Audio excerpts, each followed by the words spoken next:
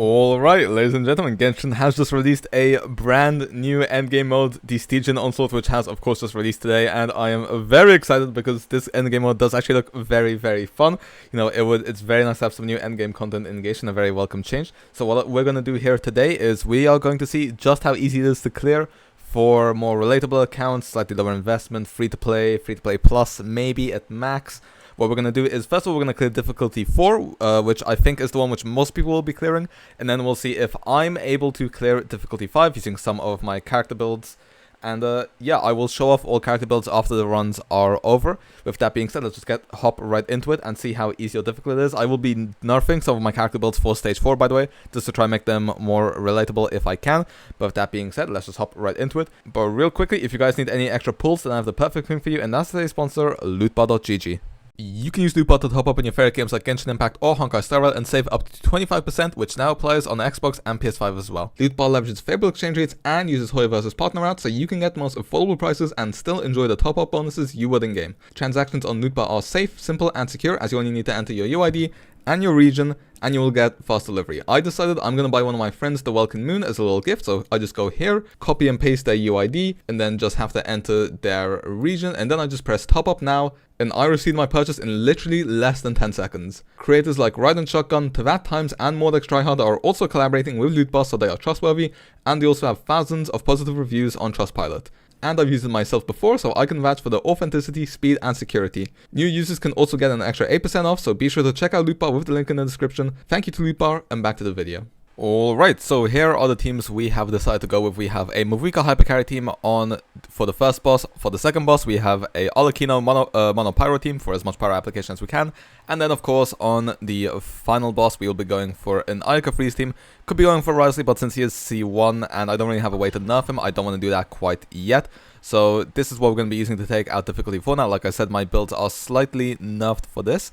But with that being said, let's just get started right away. Okay, we are getting a tutorial here. Now, I don't know what to expect from difficulty 4. I know the HP pulls here are pretty damn high. They are definitely in the... I think they're minimum 5 million. I think they're between 5 and 7 million. Which is, you know, decently high, but I don't think it's that much higher than Abyss. I'd say difficulty 4 is probably about Abyss level, I want to say.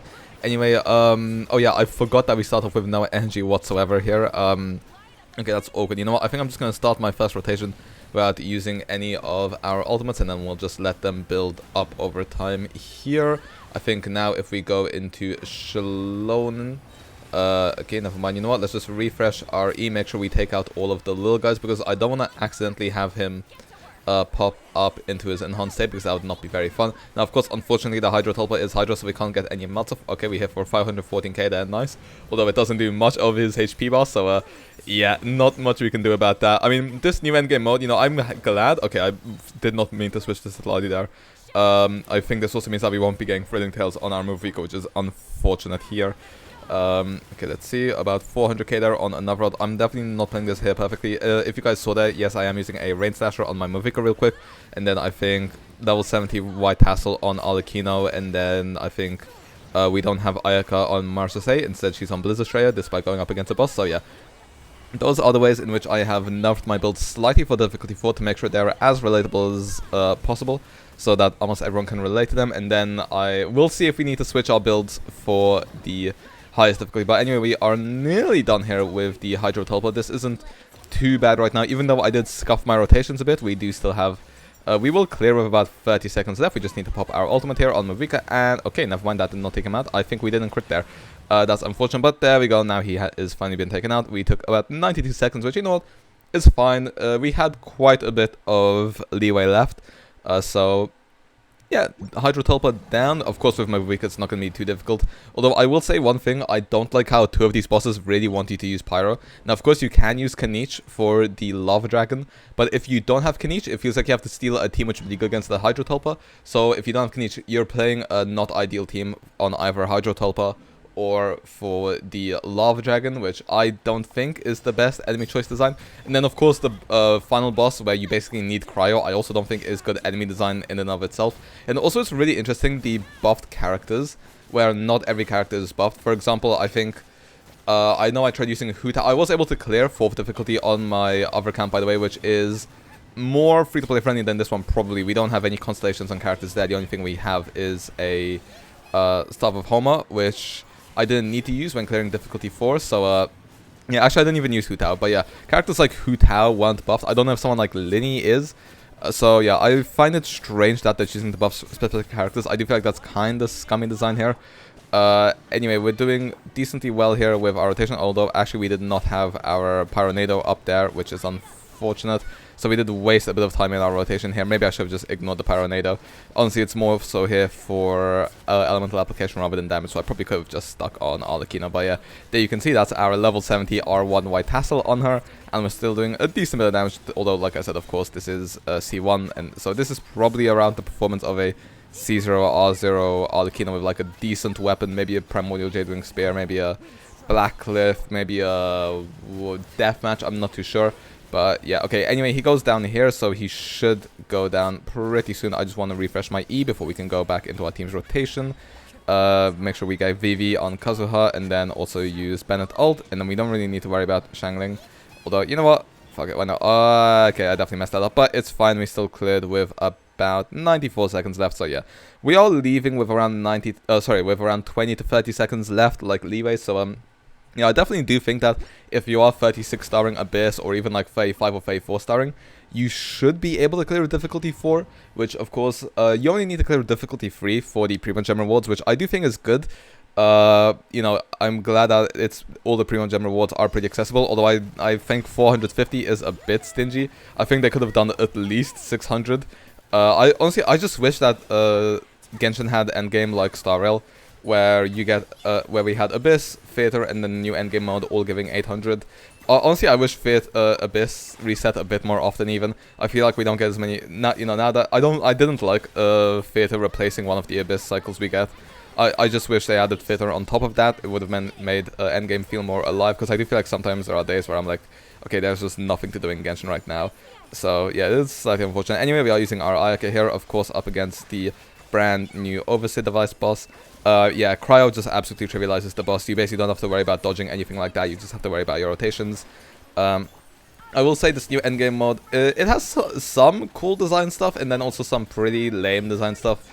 For example, the fact that we need 3 teams, I don't mind, but it's the fact that we need 3 teams where sometimes characters might overlap, where only some of them are buffed. The 0 energy start I also think is just quite annoying. I feel like it's pretty unnecessary. I feel like if you're not going to buff, I feel like you need to either buff every character, or decrease the HP pools on the bosses, or let us start with energy. One of those 3, I feel like it's fine. Maybe if you reduce boss HP by like 10 to 20%. Oh, okay, lagging right now because I am playing on laptop, because I am not at my PC setup right now.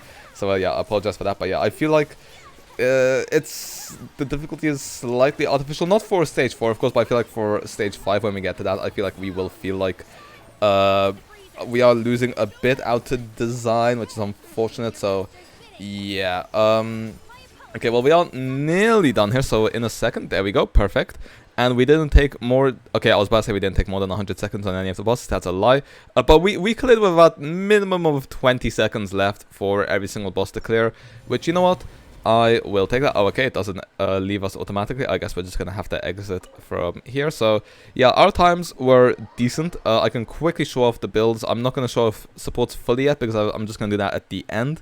When I show off our final builds, but for the nerfed builds I'm using right here, or the more relatable builds, if you guys are wondering, this account I bought 2 battle passes, no, 1 battle pass and 3 Welkins, I think, or 2 Welkins. So yeah, it's like free to play plus, it's not really a whale account on this one. We are on a R5 level 80 Rain Slasher here, and this is how our artifact quality is. I haven't spent on this account since February 2023, by the way, literally on Genshin or Honkai, I have not spent since February 2023. That's when I decided I wanted to start making content, and I wanted to focus on free-to-play content. So yeah, like I said, White Tassel there to counteract the effects of us putting a double Arlecchino. The only C1 I ever pulled for intentionally was Risey, and then that's why we're not using him here. And then for our Ayaka, these are our stats. And like I mentioned, we are using her on a Blizzard Stray set rather than Marseille, because that will lower her performance against bosses a bit since they can't be frozen. So we are missing around 20% crit rate. And then Constellation C0 with 10, 10, 10 talent. So yeah, that's it for our character builds. Now I'm going to go try the highest difficulty and see how we do. Alright, so here we are now on the highest difficulty using our C1 Arlecchino on Jadewing Spear, so her build is no longer nerfed. If I did, we definitely would not be able to clear stage 5. And in my runs doing stage 5, I do feel like one thing I've noticed is that if you're using C0 R0 characters, you probably will struggle. If you don't have like a C1 or a signature weapon, unless you have that premium team with good artifact quality, it's definitely doable, but it's not going to be the easiest. For example, like I said, if I was using a weaker weapon on my Arlecchino, I do not think I would be able to clear here.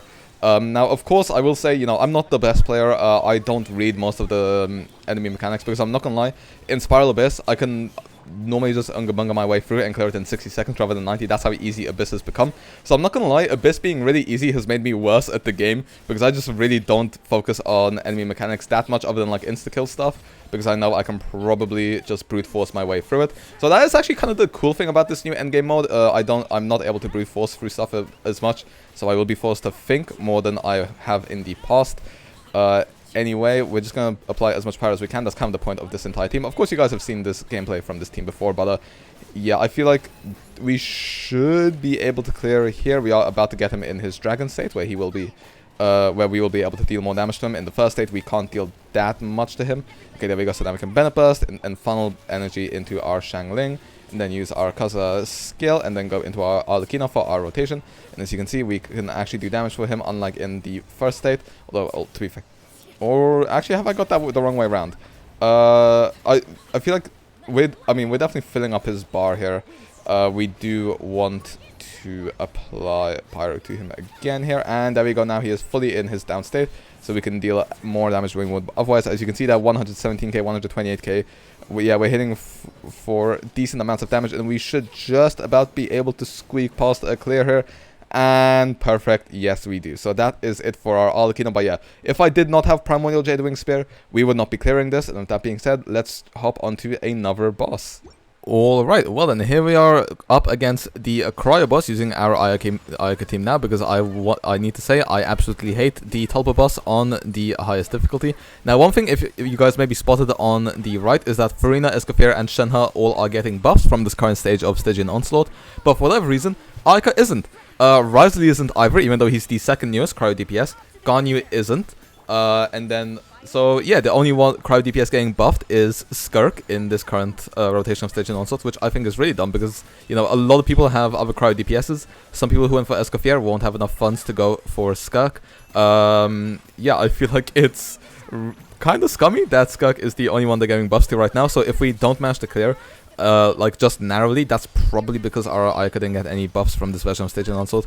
I do feel like they definitely do need to change how the buffs work. Like I said before, either reduce enemy HP by like 10 to 20% on the highest difficulty, or give like better buffs. For example, either buff more characters, like more DPSs, or just give like a cryo damage buff on the third chamber. You can give like a cryo damage buff, and then give also a normal attack damage buff, which will help Skirk more than the other cryo DPSs, but at least the cryo DPSs are still getting buffed. On the first half, or for the first boss, maybe for the Tulpa, give us like an elemental mastery buff, and then maybe as a bonus you can give us burst damage buff, or whatever mavuika scales with, to, you know, so it will help all pyro DPSs, but it will especially help mavuika. I feel like that's something that they need to get started on when it comes to these buffs. I just feel like buff design is pretty damn bad in Genshin. I mean, just look at how specific the current Spiral Abyss buffs are. So, yeah, I will say that's one complaint I do have with the new endgame mode. Other than that, honestly, I do quite like the design of it. I do like how it's just one boss, and we should be able to clear her just about. Now, one thing I will tell you is that I did get nearly a clue of Ayaka, but then he was literally left on like 1 HP in the last second, so I had to go again, which was very tilting. Anyway, we should clear this here. Okay, luckily he was not left on 1 HP again. We just barely killed in 120. But now this team is fully C0 R0 and not getting buffed by the current Stygian Onslaught. So you definitely can, although it will require quite heavy character investment, especially at C0 R0. And then, you know, if you have like a character signature weapon or their C1, it will help you a decent bit. But if you don't, you are really going to need to do multiple attempts, and also make sure your build quality is up to par. But with that being said, let's move on to the final boss. Alright, and finally here we are up against the Hydro Tulpa using our mavuika team. Now luckily on this team all of our characters are buffed, but Yeah, I will say it is pretty damn annoying that for the final boss, Ayaka isn't one of the buff characters, or Razi, or any of the other ones. Anyway, here we are just going to go ahead and use all of our bursts straight away. That's luckily on this team, we do get our bursts pretty early on. We also want to make sure we take out all of the mini Hydro Tulpas here. I do feel like this boss is the one which has gotten the most changes. Like the other ones, they just got like, they instantly enter their enhanced state and it's like harder to fill up, stuff like that. But for this one, they have slightly reworked some of his mechanics, and I will say, although that sounds fun, it isn't really my favorite way. Okay, we definitely don't want to get hit by that, but anyway, we're going to go into a new rotation, make sure we use our Shilonen's ult here, and now we can get our Iansan's particles there, and okay, crap, now we have to take care of the shield. What I know about the shield is we need to do a lot of damage to it in order to take it out. Otherwise, it will absolutely destroy us. Now, let's just refresh our skill there, and there we go. Okay, we take it out, and it does deal some damage to him. Although, I'm not gonna lie, I would have liked to see it do a bit more self-damage to him. Especially when this guy has, I'm pretty sure, 17 million HP. I think it's 17 million, 11 million, and 14 million. I don't know why they gave this guy so much HP. I'm guessing it's because mavuika is so good into him. We're hitting for about 456k there. We are slightly over half of our time, but we are also slightly over half of his HP bar as well. We should be able to get Ariansen's EQ here up again. Yep, perfect. And now we can use Citlali as well. Is it even worth ulting on Citlali here? I'm not gonna lie, it might not be, if I'm being entirely honest. Let's see if we spin around a bit more. Okay, I think maybe one more rotation and we might actually be able to take him out, interestingly enough. Let's see. If we go into iansan here, and then finally Citlali, E, and then, you know what, I'm just going to forget about her ult, and now we can use mavuika's ultimate, and how much? 360, wait. Oh, what is this cringe, man? Why can't why was I not vaporizing that mini Hydro Tulpa there? Dude, okay, I have never seen the Hydro Tulpa do this attack. I don't think I've ever seen him do this in Abyss. Whenever he does start healing up, he just is absorbing one mini Tulpa and I can destroy it straight away, so he doesn't heal up. Here it spawned in two of them, and for whatever reason I wasn't able to vape that one. I don't know what the hell was going on there. I'm not gonna lie, maybe we weren't gonna clear it, but you know what, I want to get this video out sooner rather than later, so I am gonna end up, I think, I'm just gonna have to try this again in the future. I'll let you guys know if I full clear Stygian Onslaught. That's a really annoying way to end things, but you know what, I think I've played enough of the game mode to now have my final thoughts, so let's move on to some final thoughts, character builds, and a review. Alright, so before we go into any character builds, real quick, I just want to give my opinions and a bit of a review on the brand new endgame mode, and I want to say, it's a pretty fun brand new endgame mode. I feel like they finally did something new. It feels refreshing. I will say I definitely enjoyed it more on release than I did Theta. Like I said, it feels more fresh and different than other endgame modes.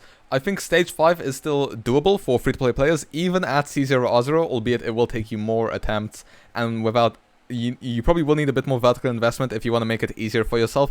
But like I said, even at C0R0, you can still clear it. You will just need some really good builds and having the right matchups.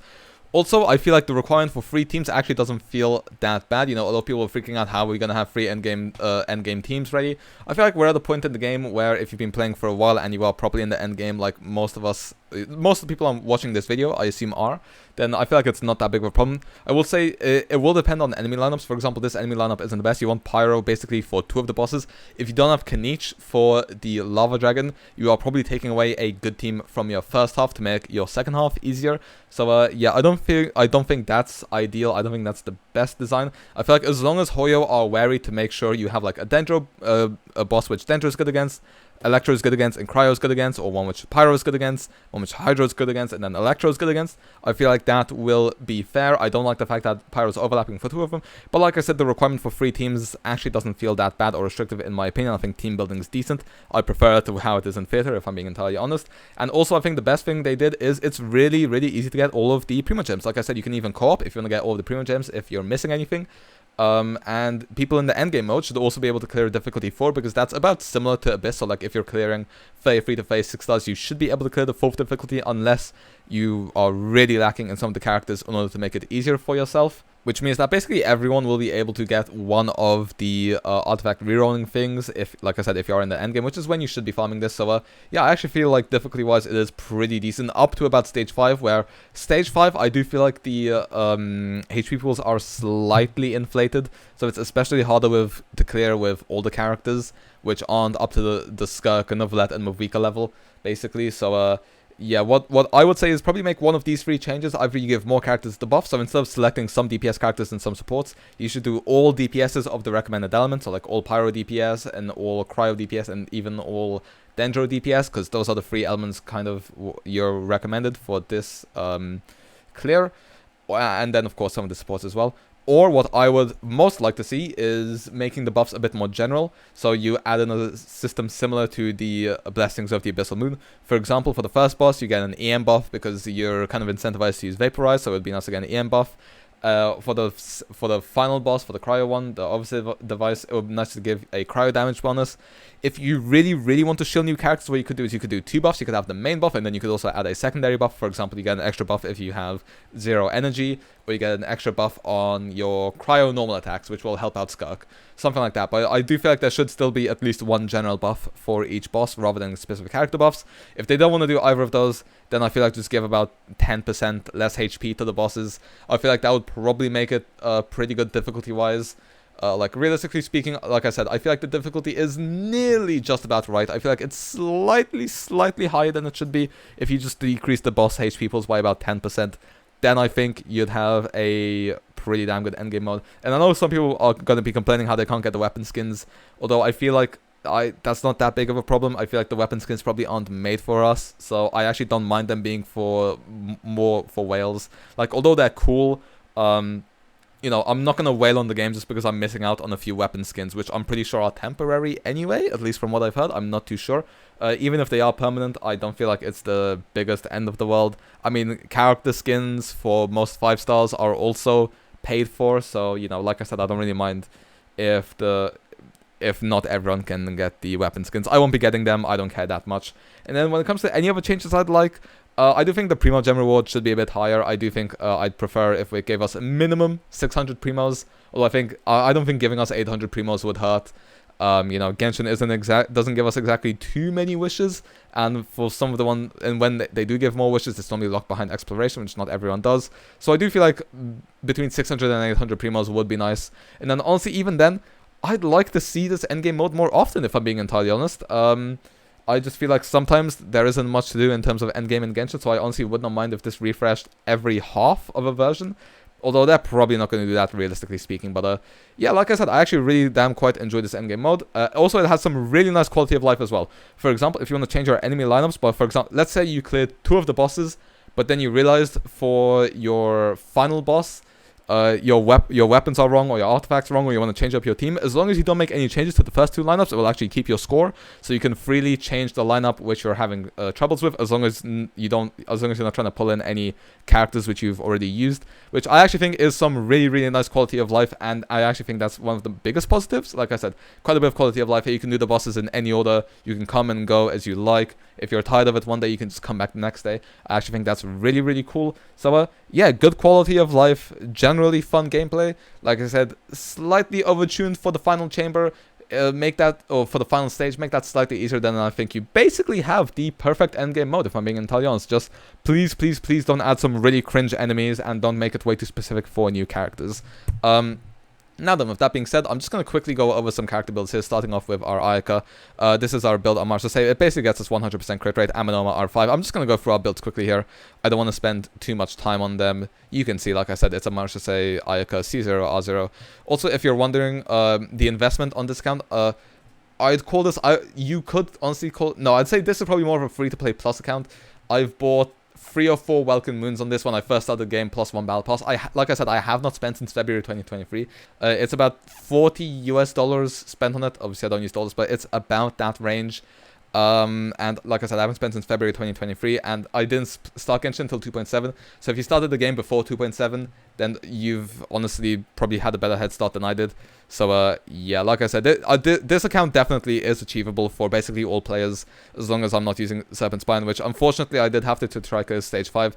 So, but then for example, my Ayaka team, which is fully free-to-play friendly, although it is a very premium team, then it's still possible. So yeah, when it comes to difficulty 5, if you're C0 or R0, then you probably will need a full premium team, as well as good builds like I have on my Ayaka. Otherwise, you might struggle a bit. And then, like I said, Arlecchino, we did pull a double on her banner, which is why she is C1. So yeah, that's it for our DPS characters. Now, I'm just going to scroll through some of our supports. Their builds don't matter as much. And when it comes to our other account, which has had 2 Welkin Moons bought, as well as 1 Battle Pass, which I don't even use the Black Sword I got from it.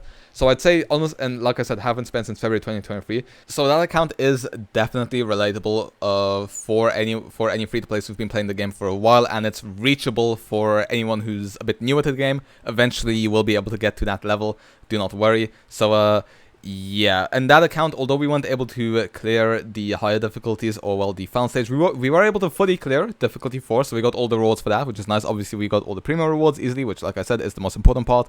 And then difficulty 4 is what I think you should be aiming for as a minimum as an endgame player. And then if you're a very, very committed free-to-play, you'll be able to clear the final stage. If you're not, but you have some vertical investment, you should still be able to clear it. And I'm probably gonna be able to clear 1, maybe 2 of the bosses on that account. I haven't tried yet because, like I said, I want to get this video out on time. But like I said, probably 1 or 2 of the bosses. Probably the cryo one, because I did pick up a Skirk. I'm not gonna lie, if you're able to clear the bosses, it does rely a lot on the characters you have pulled. So yeah, if there's a lineup where that account matches up better against the bosses, then we should be fine.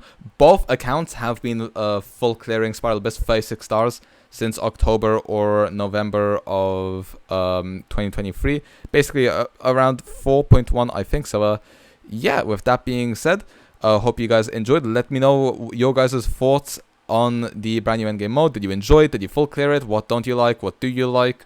And yeah, we just have a final few character builds to go through here. Like I said, I quite enjoy it. I just feel like they could make the final stage slightly easier. You know, I already gave my thoughts, opinions there. Maybe improve the way buffs work, maybe more buffed characters, maybe decrease the HP by like 10%.